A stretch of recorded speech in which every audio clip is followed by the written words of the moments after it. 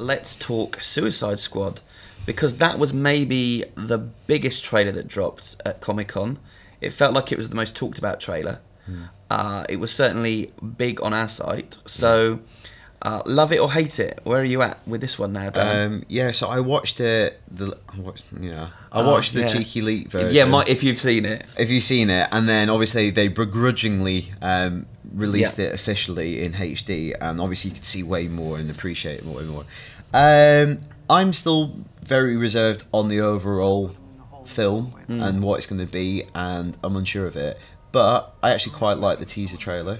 I think a lot of that is to do with... I quite like the way it's shot. Yeah. I like the look of the characters on big screen, because we said it all along, hold back until you see them in action, lit properly. Because a lot of superhero costumes look terrible when they're like caught on, when they're not lit properly. And I think the choice of song makes it a much cooler trailer. That said, I thought some of the dialogue was atrocious. Like, I threw him in a hole and then I threw away the hole, is one of the lines. What are we? Some kind of Suicide Squad? That's a particular favourite. And also, I just kind of worry for the overall structure of the movie, because even in that trailer, it looks like you get a origin story for Deadshot, Harley Quinn, and Enchantress. I wonder if maybe the structure of the movie... This could work. It's not necessarily a bad way of it going about it. If it's one mission, and then throughout the film you get, like, inserted flashback origins for each one. Could work if that gives you some character moment. But otherwise, I'm not sure if you it could could do be that over the course of a whole movie. Or you pick, like, your 3 favourite main characters. But otherwise, that's quite messy. But I think that's the first half of your movie, and then the second half is the full-on, the end of the mission. Otherwise, I just think it's too disruptive to that storyline. But, yeah, so you liked it, but with reservation. I like the trailer. I'm still... Yeah. I think it's a cool trailer. Yeah. I'm still reserved about the overall film. See, the trailer didn't make me that excited, and I couldn't understand why there was such interest in it. But then I compared to Batman v Superman. But I guess the point is, this is the first time we're seeing a lot of really beloved characters on the big screen. It's new, they're all new, pretty much, aren't they? There's a brief glimpse of Batman, but yeah, in live action movies, this is the first time you're seeing Killer Croc and Enchantress and Deadshot and all these people. So I don't know. I wasn't overly excited, but I quite like David Ayer's filmmaking style, and we didn't really get a sense of the action in that trailer, and I think he can really handle action. So I think I'm in with reservations. Yeah, definitely. Is there anyone that you thought looked particularly good in the trailer? Not really. No one kind of, apart from Harley Quinn, I guess. I like what they did with her. I mean, there was a lot of Silence of the Lambs influence in that trailer. Yeah. Not just her. There was like Killer Croc was wearing the Hannibal Lecter outfit. She's in the cage. Yeah, it was also strange. I think we mentioned this on the show before. Perception changes because of casting, even though I imagine the script was locked down. But Rick Flagg's character, he's really buried in that trailer. Whereas I think if it was Tom Hardy, he probably wouldn't have been. I think he would have been a bit more foregrounded. Well, he's the leader of the Suicide Squad, but that trailer gives you a sense that Deadshot Will Smith, the big movie star in the movie, will be the lead. So it'd be interesting to see how that pans out. Yeah. I wasn't sold on the crazy mask people that kept popping up. There's a bloke with an eyeball. Big eyeball. And the bloke with the goat for a mask. And quite like the fake Batman as well. I mean, it's going to be really weird and out there compared to like Batman v Superman, because obviously they're going to be in the same universe with Batman connecting them, but like one looks much kind of broader and weirder and surrealer than the other one. But they're going for that. We said this before. They're going for a thing. Yeah. They're making a film called Suicide Squad, and it looks like it can be. I'm sure it's still going to be a 12A. But they're even though it's not, maybe it's less realistic than Nolan's universe, because obviously you've got Killer Croc in there, so you're breaking from that kind of reality principle a little bit. But it's still pretty dark and of that kind of mould. So very different to what Marvel's doing. So I think it should be celebrated. It's going to feel like a very different thing. Yeah. They kept Joker in the shadows for much of it, but we got a couple of good looks at him towards the end of the trailer. Yeah. What do you think? I need to hear a bit more of the voice to really make a judgment, but I think I quite like what he's doing. I quite like the kind of growl. I know Ledger did it, but it feels a bit different. Obviously he looks insane. Still not a great fan of the tattoos, but looks better in motion. Yeah. And it is a different thing. Yeah. Would I have rather seen him like all powdered up again? Probably not. I've seen that 2 times now.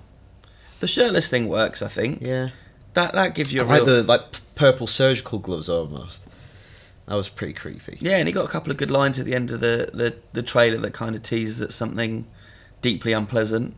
I mean, you thought it was Harley Quinn that he was torturing. Yeah, so I thought that was maybe her flashback of her breaking him, because in Mad Love, she's his assigned psychiatrist, and he breaks her over a period of time. And I wonder, in that trailer earlier on, you can see her as Dr. Quinzel strapped down into a gurney. Yeah.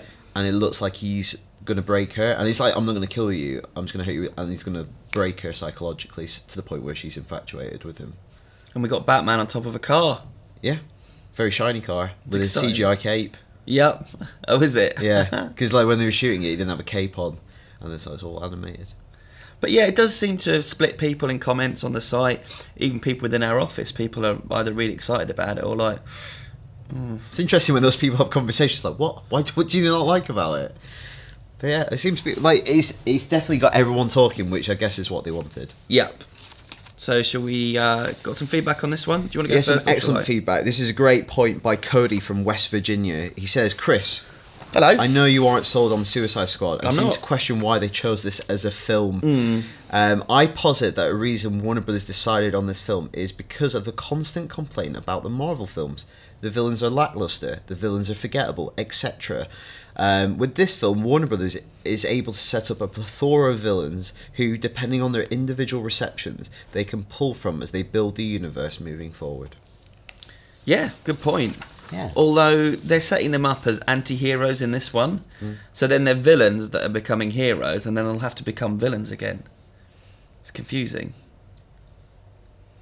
I've got an email from Michael Kincaid who says, David Ayer and Warner Brothers have officially lost me on the Suicide Squad movie. Dear, oh dear, that's bad. Their reaction to the leaked footage from Comic-Con is making it very hard to like either them, including the movie. Seriously, the movie had the worst security of any movie in history. But when the buzz was split from the Comic-Con footage, they got upset. This shows me the studio had some trust and faith issues with this movie. To make it worse for me, I can't tell if my reservations for the trailer is due to the reaction or just proof Leto may not be able to pull this off. Thoughts? Mike from North Carolina. So yeah, this is, I guess, I kind of missed this, so I didn't actually read the statement, but the footage got leaked from Hall H, and then Warner Brothers got very upset about it, and didn't they release a statement? Sue released a statement. Sue? Head of International Marketing at Warner Brothers, Sue. Okay. Sue doesn't sound very impressed with everyone. No. It was a bit like, we intended this to be shown in a certain way. Our stuff has been stolen. Which it has. It's been posted illegally, reproduced, mirrored. True. But ultimately, people who are doing it are just intensely interested in your movie. Yeah. And I think they handled it in a way that was a bit... I think they could have just made a joke out of it. Yeah. Like, when the Age of Ultron trailer leaked, they made a joke that Ultron was in the system or something like that, Marvel did. Yeah. And they just, like... It felt like they slapped everyone on the knuckles, on the wrist a bit. Yeah. I don't know, it feels like if you're going to show the trailer to 6,500 people and then get upset when somebody leaks it, I don't know, it's like that little boy putting his thumb in the dike. Like, it's just going to build and build this kind of thing. And it's, you know what I'm talking about? Well, I do know what you mean, little Dutch boy. Little Dutch boy. Yeah. You're stemming the tide, and it's not going to stop this. Once you've shown it, this is out there now. And so I think the studios really need to think long and hard about how they handle this kind of access they're giving people to their films at Comic-Con, because I mean I was there for the Fox panel, and you've got to turn, no phones off, phones down, no lights on your phone, computers shut, all that kind of thing. But it's always going to happen. It's just inevitable. I mean, I'd much rather see it in the proper version, but we can't help ourselves. We'll look at the leaked footage, won't we? Because it's weird, because with Batman and Superman, they had it ready to go immediately. And people loved it. People were circulating that one. I don't know. Maybe either don't show footage, or show footage that you're prepared to put online to have everyone have it ready. Judge, yeah. So we kind of touched on this already, but it's worth reading out. This is from Tim. Hey Tim, what if the two big DC trailers we just saw were actually tied together? That is, the intro to Suicide Squad is a flashback to Joker killing Robin, as implied in the BVS trailer. I've heard some people say it's very unjokery the way he just says, "I'm going to hurt you really bad," instead of some pun-laden joke, but I actually like it. But he does actually kill him in the end. And from Joss Mater says, I've seen the Robin statue costume in the Batman v Superman trailer with what looks like the Joker's spray-painted message on it. We know that Robin exists in this universe. Do you think that the scene in the Suicide Squad trailer, when the Joker says he's not going to kill them but he's going to hurt them really, really bad, could be him talking to Jason Todd? That's actually what I thought when I first saw it. It was only you saying to me, your version makes more sense. I think it is. Also, what I think all that signifies is a completely different approach. Marvel for years built slowly. They gave you those few little Easter eggs, those little teasers to the next thing. I like what DC are doing. They're basically just going, it all exists. Yeah. It's all happened. Like, Jason Todd's been killed if it is that Robin that they kill in this universe. Wonder Woman's there. Everything exists, and they're just going to proceed like that, which is cool because they don't have to we don't have to get teased over years. It just all exists. It's nice. It is nice. Yeah.